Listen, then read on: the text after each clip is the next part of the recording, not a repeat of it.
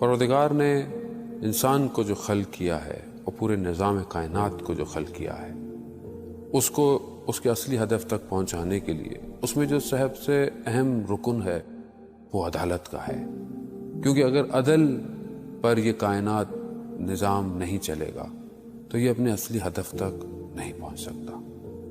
رسول خدا حضرت محمد صلی اللہ علیہ وآلہ وسلم کو پروردگار نے بھیجا اپنا آخری نبی بنا کر،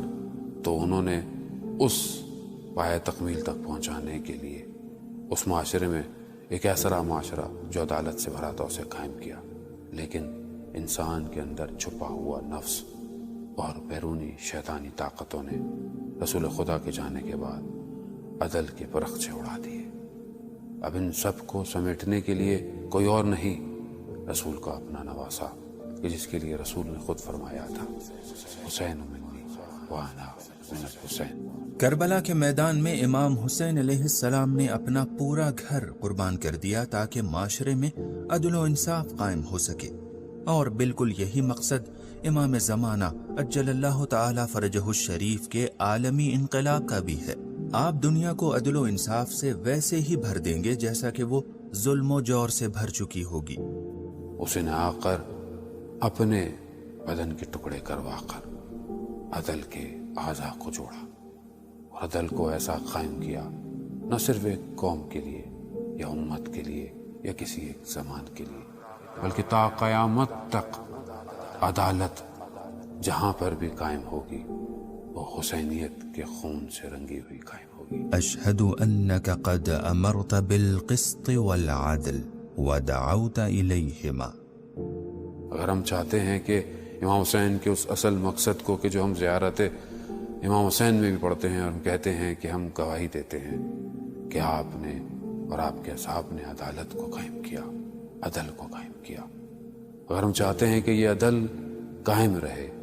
تو ہم صرف زبانی طور پر امام حسین کے ذکر کو جاری نہ رکھیں، بلکہ عملی طور پر اپنے وجود کے پورے اظہار کے ساتھ معاشرے میں اس عدالت کو قائم کریں، اور تبھی ہم امام کے اس فرزند تک پہنچ سکتے ہیں کہ جو حقیقی وارث کربلا ہے، جو کہ خود انتظار کر رہا ہے۔ اسی سے سمجھ میں آتا ہے کہ کربلا اور انتظار میں ایک گہرا رابطہ پایا جاتا ہے۔ فَيَا لَيْتَنِي كُنْتُ مَعَكُمْ فَأَفُوزَ مَعَكُمْ ہماری اس بات کی جانب رہنمائی کرتا ہے کہ ہم کربلا میں تو موجود نہ تھے، لیکن امام زمانہ عجل اللہ تعالی فرجہ الشریف کی راہ کو ہموار کر کے خود کو امام حسین علیہ السلام کا ناصر و مددگار بنا سکتے ہیں۔ اصل میں ہی امام زمانہ عجل اللہ تعالی فرجہ الشریف کے اصحاب امام حسین ہیں۔ کیونکہ وہ اسی ہدف کو پایا تکمیل تک پہنچانا چاہتے ہیں، اور وہ ہدف انسان کو کمال تک پہنچانا ہے اور اس نظام خلقت کو پایا تکمیل تک پہنچانا ہے۔ جیسا کہ پیغمبر اسلام فرماتے ہیں، جس نے حسین کی نصرت کی اس نے میری نصرت کی،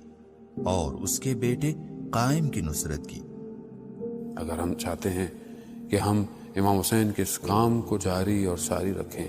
تو ہمیں معاشرے سے ظلم کو ختم کرنا ہوگا،